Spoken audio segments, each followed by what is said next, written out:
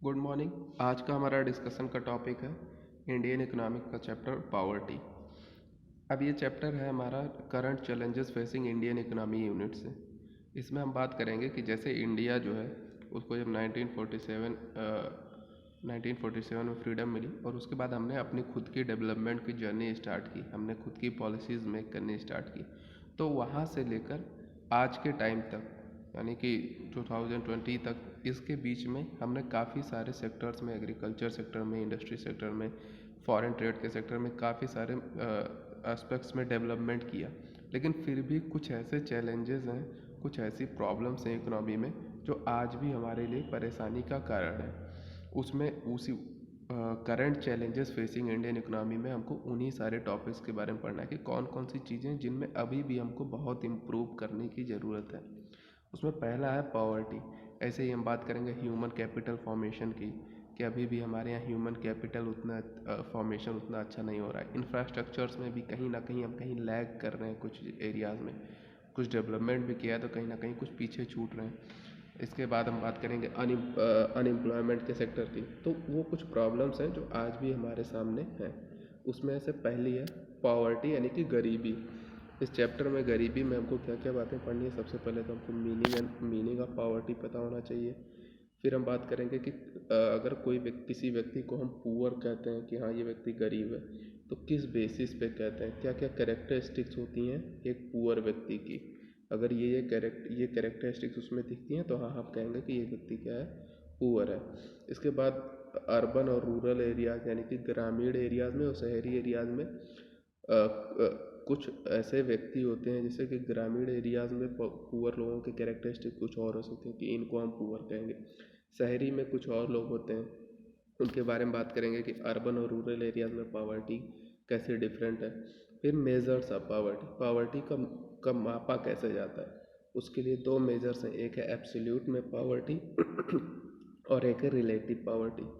फिर एक categorising poverty, poverty को कैटेगराइज करेंगे कि किसको बिलो पावर्टी लाइन में रखते हैं, किसको हम बहुत ज़्यादा पुअर कहते हैं, किसको क्रॉनिक पुअर, और डिफरेंट उसके ऊपर अबव पावर्टी लाइन, ऐसे कैटेगरी बनाते हैं पुअर्स की। फिर सेकेंड सिक्स है पावर्टी लाइन। जैसे हम कैटेगरी बनाते हैं पावर्टी लाइन का यूज़ करके, तो उस पावर्टी लाइन को भी समझना जरूरी कि वो कैसे ड्रॉ होती है। या एक लाइन गवर्नमेंट अगर बताती है कि हाँ इतने रुपए से कम आप खर्चा कर रहे हो तो आप गरीब हो, ऐसी कुछ एक लाइन डिसाइड होती है, तो वो लाइन कौन सी होती है। फिर है numbers of poor in India, जो कि हमको वो पावर्टी के बारे में, डाटाज के बारे में पढ़ना है कि जब हम इंडिपेंडेंट हुए थे उस टाइम पावर्टी कितने परसेंट जो है पीपल हमारे बिलो पावर्टी लाइन था, या कितने मिलियन लोग थे। आज के टाइम पे स्थिति क्या है, हमने कुछ इम्प्रूव किया है या नहीं किया है। फिर है हमारा कॉजेज़ ऑफ पावर्टी, पावर्टी के कारण क्या क्या होते हैं। कोई व्यक्ति, कोई समाज, उसमें जितने भी लोग हैं वो अगर गरीब हैं तो क्या क्या रीज़न्स हो सकते हैं कि वो गरीब हैं। और फिर जब हमको रीज़न्स पता होंगे तो हम उनके कुछ पॉवर्टी को निवारण करने के कुछ मेजर्स के बारे में देखेंगे। हम अपने सजेशंस भी देंगे कि कैसे रिमूव किया जाता है, और साथ साथ हम बात करेंगे गवर्नमेंट ने क्या क्या काम किया, कौन से पॉवर्टी एलिवेशन या पॉवर्टी को ख़त्म करने के प्रोग्राम गवर्नमेंट ने चलाए हैं। तो सबसे पहला टॉपिक जो है हमारा पॉवर्टी, आखिर उसकी मीनिंग क्या है। तो मीनिंग में बात करें, सिंपल सा डिफिनेशन है हमारी, poverty is inability to fulfil the minimum requirement of life. किसी व्यक्ति को जिंदा रहने के लिए या उसका जीवन चलने के लिए जो भी उसकी मिनिमम रिक्वायरमेंट्स हैं, उसको भोजन चाहिए, उसको कपड़े चाहिए, उसको रहने के लिए चीज़ें चाहिए, तो उसको अच्छी थोड़ी बहुत हेल्थ फैसिलिटी चाहिए, इंफ्रास्ट्रक्चर चाहिए, पढ़ाई लिखाई के लिए एजुकेशन चाहिए।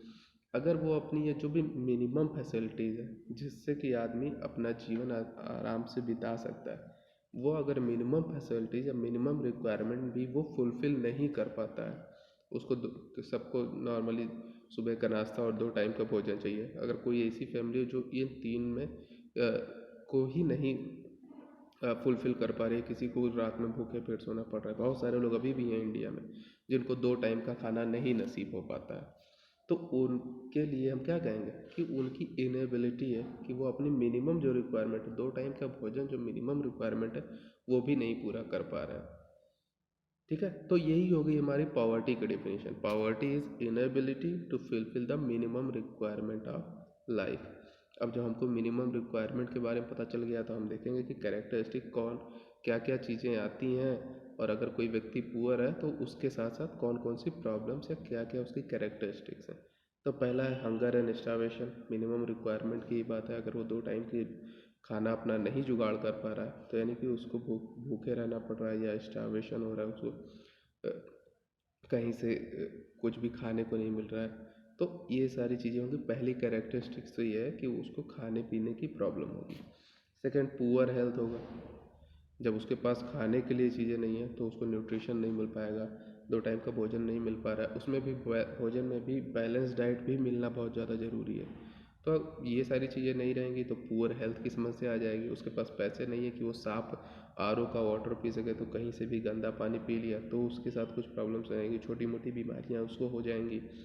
और इतने भी पैसे नहीं है कि वो कहाँ जा सके, अच्छे हॉस्पिटल में जा सके। तो हम ओवरऑल कह सकते हैं कि पुअर जो व्यक्ति होते हैं उनकी हेल्थ भी पुअर ही होती है।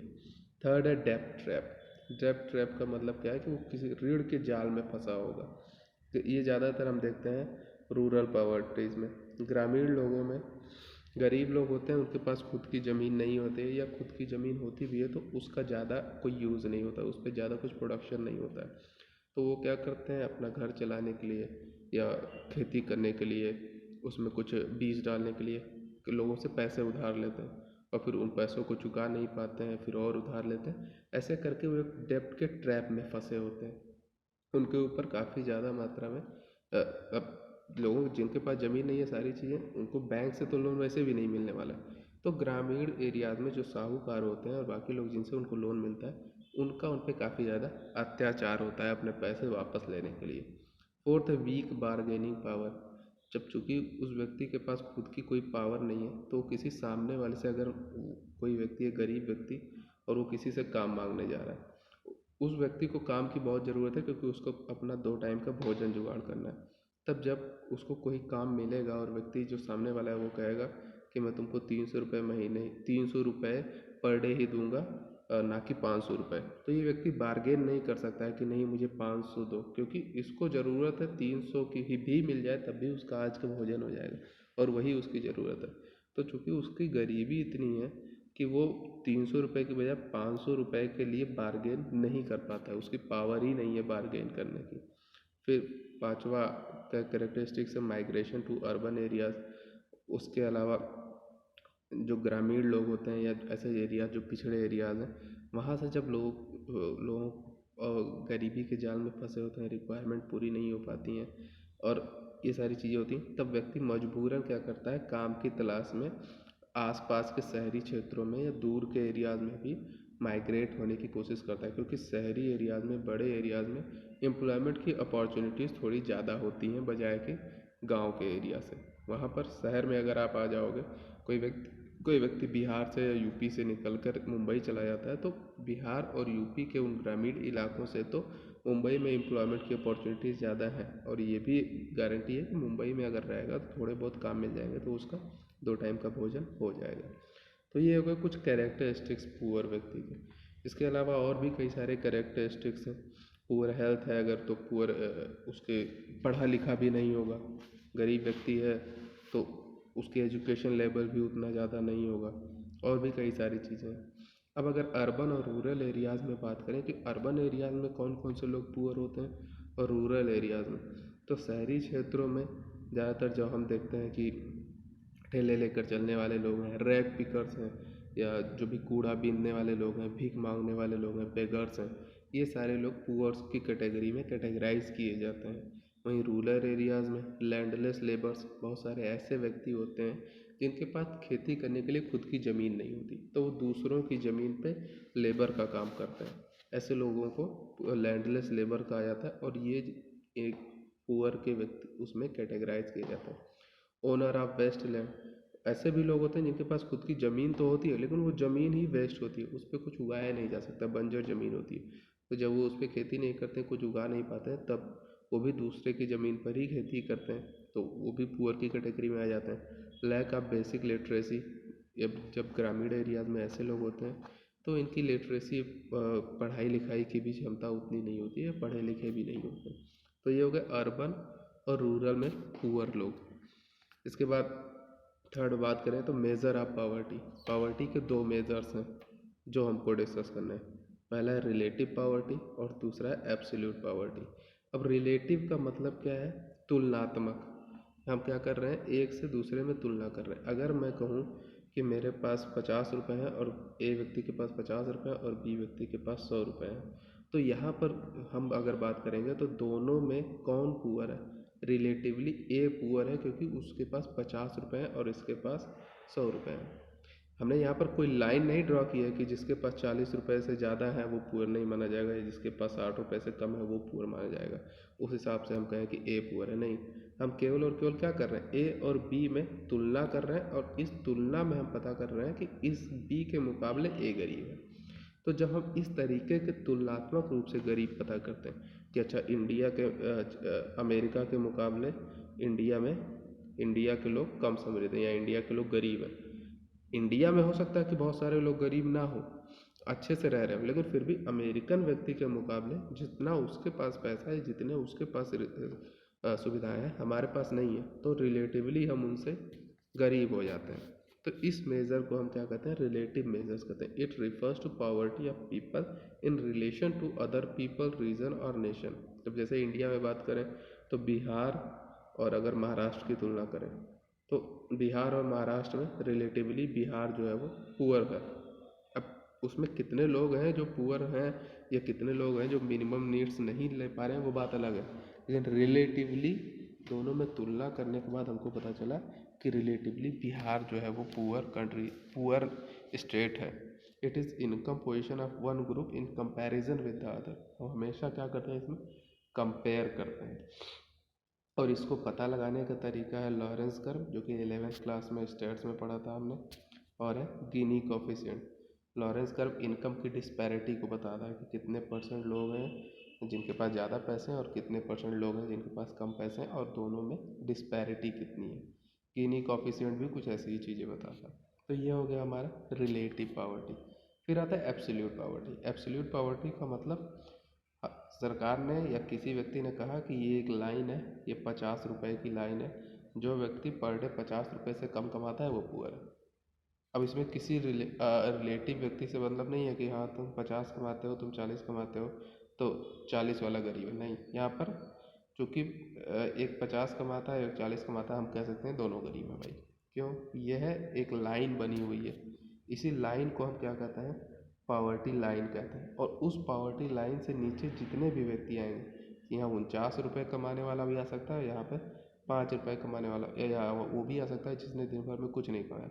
ये तीनों किस में आ जाएंगे, गरीब में आ जाएंगे। रिलेटिवली की बात नहीं हो रही यहाँ पर, एब्सोल्यूट एक लाइन बनी हुई है पावर्टी लाइन, और उससे नीचे जो भी हैं वो सब गरीब कहलाते हैं। तो ये हो गया एब्सोल्यूट पावर्टी का एब्सोल्यूट पावर्टी, जो कि पावर्टी का मेजर है। Absolute poverty refers to the total number of people living below the poverty line। तो poverty line कोई बनी और उससे कम जो भी है सब पुअर है। इसके बाद हाउ आर पुअर आइडेंटिफाइड, जो गरीब व्यक्ति इंडिया में, हम इंडिया के पर उसमें बात कर रहे हैं कि सबसे पहले गरीबों की एक परिभाषा देने की कोशिश की थी प्री इंडिपेंडेंट इंडिया में दादा भाई नौरोजी ने। उन्होंने जेल कॉस्ट ऑफ लिविंग की अवधारणा दी थी। जेल कॉस्ट ऑफ लिविंग का मतलब क्या है कि अगर उन्होंने कहा कि जेल में जिस तरीके का खाना मिलता है, जो भी चीज़ें उस टाइम प्री इंडिपेंडेंट इंडिया अंग्रेज़ों के टाइम में जेल में अगर कोई व्यक्ति जेल में बंद है तो उसको जितना खाना मिलता है, 2 टाइम खाना या जो भी चीज़ें मिलती हैं, अगर उस सारे मेन्यू के मार्केट प्राइस पता करें और उस मार्केट प्राइस पे जो भी पैसे बनते हैं, अगर कोई व्यक्ति उतने पैसे भी नहीं कमा पाता है या उतने का खाना नहीं खा पाता है, तो हम कहेंगे कि वो व्यक्ति गरीब है। और यही परिभाषा क्या कहलाती है, जेल कॉस्ट ऑफ लिविंग की परिभाषा है, जो कि दादा भाई नौरोजी ने दिया था। इसके बाद पोस्ट इंडिपेंडेंट इंडिया में कई सारे, जैसे प्लानिंग कमीशन आया। प्लानिंग कमीशन ने 1962 में एक स्टडी ग्रुप बनाया कि आप पता करके बताओ कि किसको गरीब कहें। 1979 में task force I on projection of minimum needs. इस टास्क फोर्स का काम था कि आप बताइए कि मिनिमम नीड्स क्या हैं लोगों की और उस पर कितने पैसे खर्च हो रहे हैं। इसके बाद 1989 में 2005 में एक्सपर्ट्स ग्रुप बने, कई सारी चीज़ें बनी, और ये हमेशा हर 2-4-10 साल में पावर्टी को आकलन करने के लिए अलग अलग स्टडी ग्रुप्स बनते रहते हैं। तो ये हो गया हमारा measure of poverty and how the poor are identified. अब बात करते हैं हमारा जो कैटेगराइजिंग पॉवर्टी है, पुअर व्यक्तियों को कैटेगरी कैसे बनाते हैं और पॉवर्टी लाइन क्या है। तो पुअर व्यक्तियों की टोटल पॉवर्टी की हम कह सकते हैं टोटल 3 कैटेगरी है। एक है क्रॉनिक पुअर, एक है ट्रांजिएंट पुअर और एक है नॉन पुअर। क्रॉनिक पुअर का मतलब ऐसे लोग जो कि पॉवर्टी लाइन से, उसमें 2 लोग आ गए क्रॉनिक पुअर में, एक हो गया ऑलवेज पुअर और एक हो गया यूजुअली पुअर। ये दोनों लोग हमेशा गरीब रहते हैं। ऑलवेज पुअर का मतलब इनकी इनकम कभी भी पॉवर्टी लाइन से ऊपर जा ही नहीं पाती है। और यूजुअली पुअर जो कभी कई साल में एक बार किसी सीजन में पॉवर्टी लाइन को टच करते हैं, लेकिन ज़्यादातर टाइम वो पॉवर्टी लाइन से नीचे ही रहते हैं। तो इन दोनों को मिलाकर हम कहते हैं क्रॉनिक पुअर। फिर आता है ट्रांजिएंट पुअर। ट्रांजिएंट पुअर में चर्निंग पुअर जो कि हमेशा पॉवर्टी लाइन से ऊपर नीचे मूव करते रहते हैं। 6 महीने पॉवर्टी लाइन से ऊपर है आकर तो 6 महीने पॉवर्टी लाइन से नीचे भी हैं। ऐसे लोगों को हम चर्निंग पुअर कहते हैं। और ओकेजनली पुअर का मतलब कि ऐसे व्यक्ति जो साल में 1-2 महीने के लिए पॉवर्टी लाइन से नीचे आ जाते हैं। मतलब पॉवर्टी लाइन से ऊपर तो रहते हैं वो, लेकिन ज़्यादा कहीं ऊपर नहीं रहते। इनको ओकेजनली पुअर कहते हैं। मतलब कभी कभी ऐसा ओकेजन आ जाता है जब ये पुअर लोगों की कैटेगरी में आ जाते हैं। और फिर है नॉन पुअर। नॉन पुअर का मतलब जिनकी इनकम साल में कभी भी पॉवर्टी लाइन से नीचे नहीं आती है। तो ये 3 कैटेगरी हो गई पुअर्स की।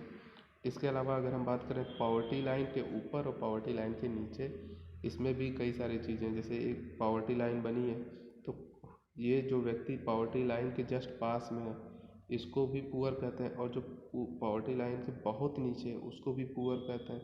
तो इनके लिए और इनके लिए गवर्नमेंट एक ही पॉलिसी बनाए तो समस्याएं होती हैं, क्योंकि इनकी नीड्स कुछ और है और इनके लिए तो बहुत ज़्यादा एफर्ट की ज़रूरत है।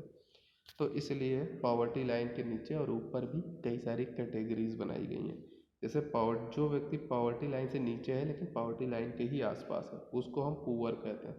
जो उनसे थोड़ा और नीचे है उसको वेरी पुअर कहते हैं। और जो उनसे भी और नीचे है, जैसे अगर हम कहें पॉवर्टी लाइन 100 रुपये पर डे की, तो जो लोग 80 तक 100 और 80 के बीच में कमाते हैं तो पॉवर्टी लाइन से नीचे ही, लेकिन उनको पुअर कह दिए। जो लोग 80 से 40 के आसपास कमाते हैं वो हो गए वेरी पुअर। और जो लोग 40 से भी कम कमाते हैं उनको एब्सोल्यूट पुअर। इसके अलावा पॉवर्टी लाइन से ऊपर, अब जैसे ये व्यक्ति है कोई 100 रुपये, कोई व्यक्ति 105 रुपये कमाता है, तो है तो ये पॉवर्टी लाइन से ऊपर ही, लेकिन उतना भी ऊपर नहीं है कि आप इसको बिलियनर और मिलियनर वाली पॉलिसी से डील करोगे। इसके लिए भी कुछ पॉलिसी चाहिए जिससे इसका भी डेवलपमेंट हो सके। तो इसलिए ऊपर में जो लोग पॉवर्टी लाइन से ऊपर हैं लेकिन फिर भी वहीं उसी के आसपास हैं उनको नॉट सो पुअर, मतलब है वो पुअर लेकिन उतने नहीं है। फिर उसके ऊपर जब जाता है व्यक्ति तब वो होता है मिडिल क्लास इन फैमिली आती है। उसके और ऊपर जाएंगे तो अपर मिडिल क्लास, फिर रिच आ जाते हैं, फिर वेरी रिच, मिलियनर और बिलियनर की कैटेगरी आ जाती है। तो ये हो गया हमारा पॉवर्टी लाइन का कॉन्सेप्ट। फिर इसके बाद है numbers of poor in India. Poor लोगों का नंबर क्या है। और जब हम एब्सोल्यूट पॉवर्टी की बात करते हैं और उसके लिए पॉवर्टी लाइन से नीचे जितने भी लोग हैं उनको गिनने की कोशिश करते हैं, तो उस तरीके से जब पुअर की गिनती की जाती है तो उसको बोलते हैं हम head count ratio. Head count ratio का मतलब क्या है, one the number of poor is estimated at the proportion of people below poverty line. जब हम देखेंगे कि पॉवर्टी लाइन 100 रुपये है पर डे की और उससे नीचे जितने भी लोग हैं सबको अगर हम गिन लेंगे तो हमको पता चल जाएगा अच्छा ये 50 लोग हैं इस मोहल्ले में जिनको जो 100 रुपये से कम कमाते हैं, तो ये पुअर है। और इस तरीके से पॉवर्टी को पता लगा, नंबर ऑफ पुअर की संख्या को पता लगाने को कहते हैं हेड काउंट रेशियो। तो उसी हिसाब से अगर हम बात करें तो 1973-74 में लगभग इंडिया की 320 मिलियन यानी कि 32 करोड़ के आसपास पॉपुलेशन जो है वो पुअर की कैटेगरी में आती थी। और 2011-12 में ये संख्या घट के 270 आ गई। संख्या घटी साथ साथ पॉपुलेशन भी बढ़ी है। मतलब देखने में तो लग रहा है केवल 50 मिलियन कम हुई है, लेकिन पॉवर्टी उससे भी कहीं ज़्यादा कम हुई है, क्योंकि यहाँ इस टाइम 73-74 में तो जनसंख्या भी कम थी ना। अब जनसंख्या भी उससे 2 गुनी हो गई, लेकिन फिर भी पुअर्स की संख्या कम हो गई। मतलब प्रोग्रेस काफ़ी अच्छा हुआ है। इसके बाद है इन टर्म्स ऑफ प्रपोर्शन। अगर परसेंटेज की बात करें तब इसमें हमको यहाँ वाला डिफरेंस जो अभी मैं बात कर रहा था वो पता चल जाएगा। 73-74 में लगभग 55% पॉपुलेशन जो है हमारी पॉवर्टी लाइन से नीचे थी, लेकिन 11-12 में आके वो 22% के आसपास हो गई। मतलब हमने प्रोग्रेस किया, करीब 30% के आसपास पॉवर्टी कम की हमने 1973-74 में। लेकिन यहाँ पर स्थिति ऐसी ही रही। 73-74 में जो भी पुअर हैं उसमें से 80% जो है वो रूरल एरियाज़ में ही रहते थे, रूरल एरियाज़ में यानी कि गाँव में रहते थे। और आज भी पुअर्स में लगभग 80% लोग जो हैं वो रूरल गाँव में ही रहते हैं। तो यहाँ पे स्थिति लगभग लगभग वैसी ही है। तो हमको रूरल डेवलपमेंट के बारे में भी एक चैप्टर पढ़ना है। मतलब ये जो लोग 80% पुअर की पॉपुलेशन रूरल एरियाज़ में रहती है, मतलब वहाँ पर भी हम लैग कर रहे हैं, उसको भी हमको सुधारना है। तो उसके लिए हम रूरल डेवलपमेंट का चैप्टर भी पढ़ेंगे। फिर उसके बाद आता है कॉजेज़ ऑफ पावर्टी। आखिर पावर्टी या गरीबी के क्या क्या कारण हैं। तो कुछ कारण यहाँ पे लिखे हुए हैं, एक एक करके उनको डिस्कस करते हैं। पहला है इम्पैक्ट ऑफ ब्रिटिश रूल। हमने बात कर ली थी Indian economy on the eve of independence पे कि ब्रिटिश रूल कितना ज़्यादा एक्सप्लॉयटेशन करने वाला रूल था। उसने हमारे रिसोर्सेज ख़त्म कर दिए, हमारी इंडस्ट्रीज़ को ख़त्म कर दिया। ब्रिटिशर्स जो है वो अपने ब्रिटेन या बाकी जगहों की फैक्ट्रीज़ में बने हुए माल लेकर इंडिया में बेचने लगे। तो हमारे यहाँ जो भी छोटी मोटी इंडस्ट्रीज़ थी, जो कि छोटे मोटे उद्योग थे, हाथों से घर में बना के लोग कपड़े बेचते थे या बाकी मिट्टी के सामान, वो सब मार्केट ही ख़त्म कर दिया उन्होंने। तो ब्रिटिश रूल का इम्पैक्ट आज भी हमारे इकनॉमी पे देखने को मिलता है, क्योंकि वो 250-300 साल का लंबा पीरियड था, इकनॉमी का इतना एक्सप्लॉयटेशन हुआ था। और हम अभी स्वतंत्र हुए हमें 40-50-60 साल ही हुए हैं। तो उसका इम्पैक्ट अभी भी हमारी इकनॉमी पर बना हुआ है। और इंडिया में इतनी ज़्यादा संख्या में पुअर लोग होने का एक रीज़न ब्रिटिश रूल भी है। सेकंड है इकोनॉमिक कंडीशंस ऑफ फार्मर।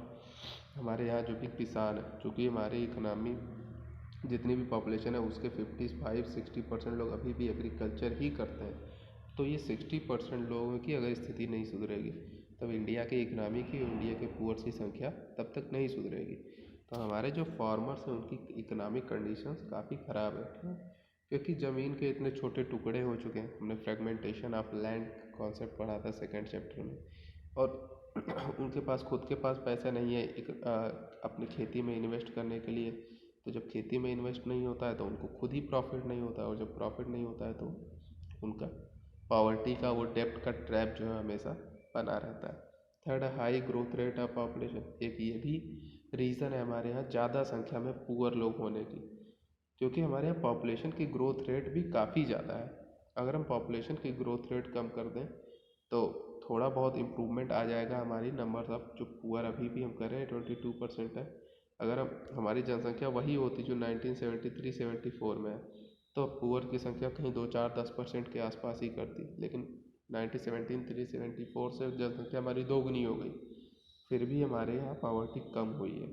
तो इसका मतलब क्या है, पॉपुलेशन का बढ़ना भी गरीबी का एक बहुत बड़ा रीज़न है।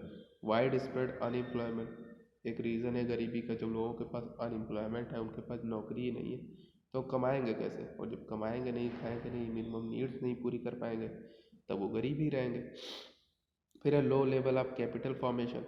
कैपिटल फॉर्मेशन का मतलब ये हम कहें कि इन्वेस्टमेंट की कमी है। और जब इन्वेस्टमेंट कम है हमारे यहाँ एरियाज़ में, इन्वेस्टमेंट नहीं होगा तो इन्वेस्टमेंट मल्टीप्लाई नहीं होगा और इनकम नहीं जनरेट हो पाएगी। और इनकम नहीं जनरेट होगी तो लोगों को बेनिफिट नहीं होगा और पॉवर्टी बनी रहेगी। लैक ऑफ इंफ्रास्ट्रक्चर की कमी है। जैसे एग्रीकल्चर में ही इंफ्रास्ट्रक्चर की कमी है। लोगों को खेती के लिए आज भी बारिश पर ही डिपेंड रहना पड़ता है। और जिस साल मानसून फेल हो गया, कम बारिश हुई, उस साल लोगों की फसलें बर्बाद हो जाती हैं। तो हमारे पास इंफ्रास्ट्रक्चर नहीं है कि अगर बारिश ना हो तो अब भी हम लोगों के खेतों तक पानी पहुंचा दें। नहरों की व्यवस्था वैसी नहीं है। इसके अलावा अभी भी बहुत सारे एरियाज़ और गांव ऐसे हैं जो कि 12 महीने चलने वाली रोड से कनेक्ट नहीं है। बाढ़ के मौसम में या अधिक बारिश के मौसम में बहुत सारे एरियाज़ आसपास के क्षेत्रों से कट जाते हैं। तो इस वजह से उनका डेवलपमेंट उतनी अच्छे तरीके से नहीं हो पा रहा है।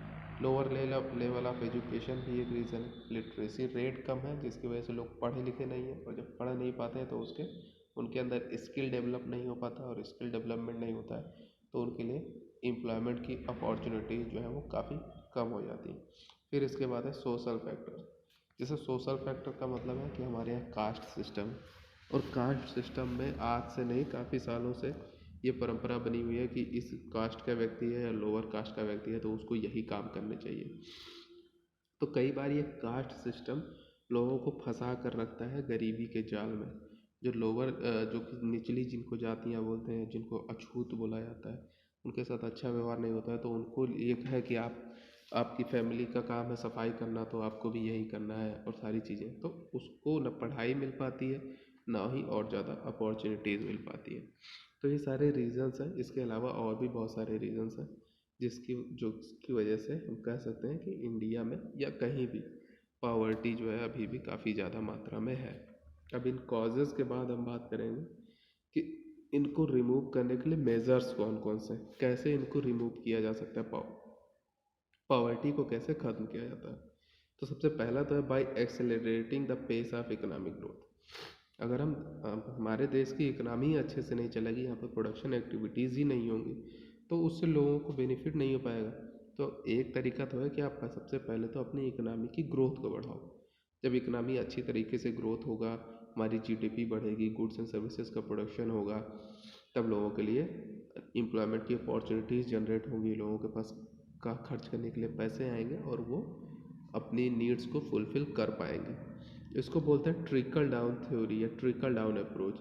मतलब हमको क्या करना है, ऊपर सबसे सबसे जो पूरे इंडिया लेवल की अपनी इकोनॉमी को बढ़ाओ, और जब इकोनॉमी बढ़ेगी तो उसका जो प्रॉफिट है वो धीरे धीरे ट्रिकल होकर रिस्क के नीचे आएगा और जो भी लोग हैं पूरी जनसंख्या को बेनिफिट देगा। तो इस अप्रोच को बोलते हैं ट्रिकल डाउन अप्रोच, मतलब टॉप डाउन अप्रोच बोलते हैं।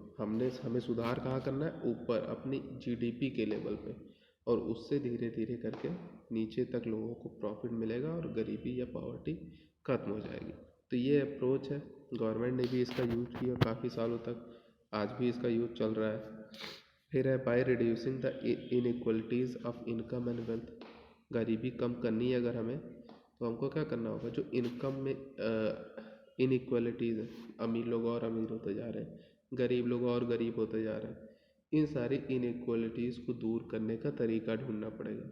और फिर थर्ड है थ्रू पॉपुलेशन कंट्रोल। अभी हमने डिस्कस किया कि पॉपुलेशन काफ़ी तेज़ी से बढ़ती पॉपुलेशन जो है वो पॉवर्टी का एक रीज़न है।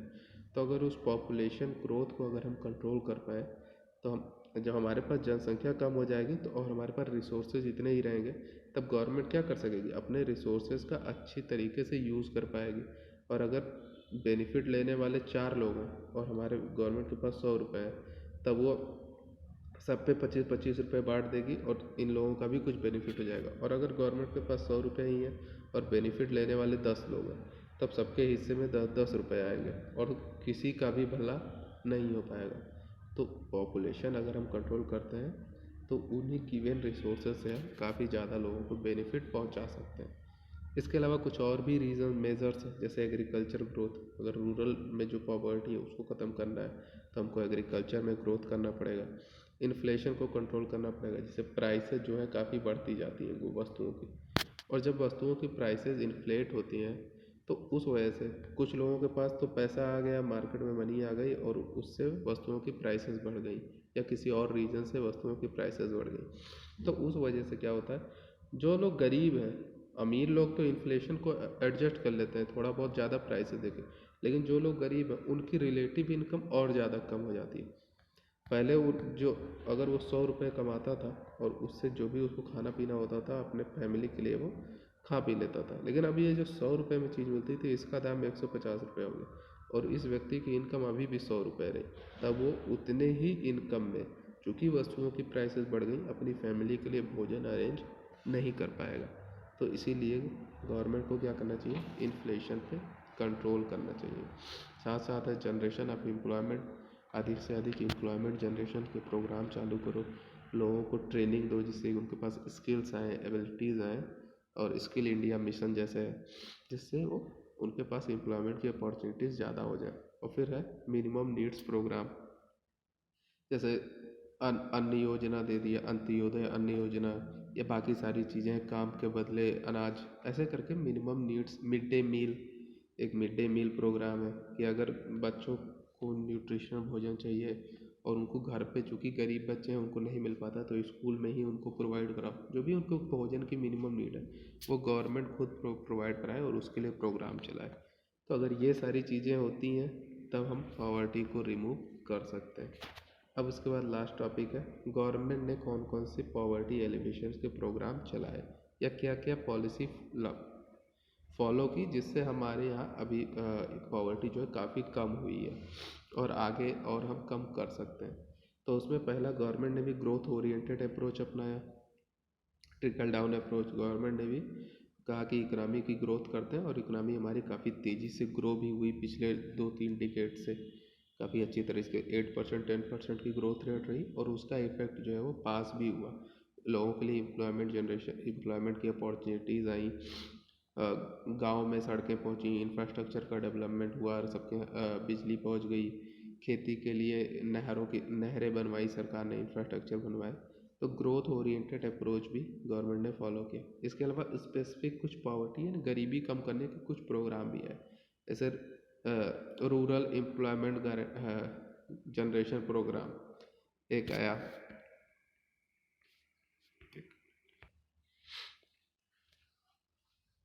तो रूरल एम्प्लॉयमेंट जनरेशन प्रोग्राम आया, इसमें ग्रामीण एरियाज़ में एम्प्लॉयमेंट की अपॉर्चुनिटीज़ बढ़ाने के लिए गवर्नमेंट ने प्रोग्राम चालू किया।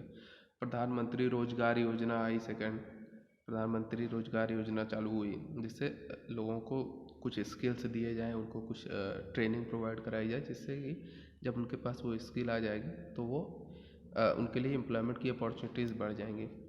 स्वर्ण जयंती शहरी रोजगार योजना, जो अर्बन एरियाज़ में जो पुअर व्यक्ति हैं उनके लिए एम्प्लॉयमेंट अपॉर्चुनिटीज़ के लिए गवर्नमेंट ने प्रोग्राम चालू किया। स्वर्ण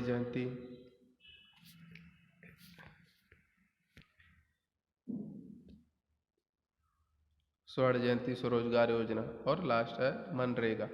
लास्ट नहीं है, इसके अलावा और भी कई सारे प्रोग्राम चालू किए गवर्नमेंट ने, लेकिन ये कुछ इंपॉर्टेंट हैं जिनके बारे में पढ़ना है कि ये प्रोग्राम कब चालू किया गया, ये डेट पता होनी चाहिए। इसका पर्पस क्या था, क्या इसमें रोजगार प्रोवाइड कराया गया डायरेक्ट या उसमें स्किल्स प्रोवाइड करी गई। जैसे मनरेगा लिखा हुआ है, Mahatma Gandhi national rural employment guarantee act, तो इसमें क्या था, डायरेक्ट लोगों को एम्प्लॉयमेंट प्रोवाइड कराया जाता है, उनको काम करवाया जाता है और फिर उनको कुछ पैसे दिए जाते हैं। और कुछ ऐसे प्रोग्राम्स होते हैं जिसमें एम्प्लॉयमेंट के लिए आपको एक स्किल सिखाई जाती है या ट्रेनिंग दिखाई जाती है। स्किल इंडिया मिशन जैसे गवर्नमेंट का प्रोग्राम है कि आपको कुछ स्किल्स सिखाई जाए जिससे या तो आप अपना स्वरोजगार कर सको या आपके पास इतनी कोई स्किल आ जाए, एबिलिटीज़ आ जाए कि आप जाके किसी जगह पे, किसी कंपनी में, किसी फैक्ट्री में काम कर सको। तो ये कुछ प्रोग्राम चालू किए गए। इसके अलावा meeting the minimum needs of poor के लिए कुछ प्रोग्राम आए, जैसे अंत्योदय अन्न योजना आया, पीडीएस सिस्टम आया, पब्लिक डिस्ट्रीब्यूशन सिस्टम, कि सबको सस्ते दामों पर अनाज प्रोवाइड कराया जाए जिससे कि उनको भोजन मिल सके, 2 रुपये किलो 3 रुपये किलो मिल जाए, मार्केट रेट से कम पे। मिड डे मील का प्रोग्राम चालू किया। तो ये सारे कुछ प्रोग्राम थे जिससे उनकी जो मिनिमम नीड्स हैं, 2 वक्त की रोटी या घर बनवाने के लिए गवर्नमेंट जो है गरीबों को कुछ कुछ पैसे देती है। कई कई स्टेट्स में सरकार ने खुद से घर बनवा के गरीब लोगों को आवंटित कर दिए। तो ये सब कुछ उनकी मिनिमम नीड्स के लिए, हेल्थ फैसिलिटीज़ के लिए प्राइमरी केयर बनाए गए, उसमें 1 रुपये की पर्ची में आप इलाज करवा लीजिए। तो जो आपकी मिनिमम नीड है, कुछ बेसिक हेल्थ फैसिलिटीज़, और आपको छोटी मोटी बीमारी हुई है तो आप ठीक हो जाएं, तो उसके लिए गवर्नमेंट जो है सब्सिडाइज रेट पे आपको एजुकेशन प्रोवाइड कर रही है। राइट टू एजुकेशन के तहत आपको पैसे नहीं लगते हैं, स्कूल में एडमिशन हो जाता है। तो ये सारी चीज़ें हैं जिससे कि आपकी मिनिमम नीड्स को फुलफ़िल करने के लिए गवर्नमेंट काम कर रही है। तो ये हो गया हमारा पॉवर्टी से रिलेटेड चैप्टर।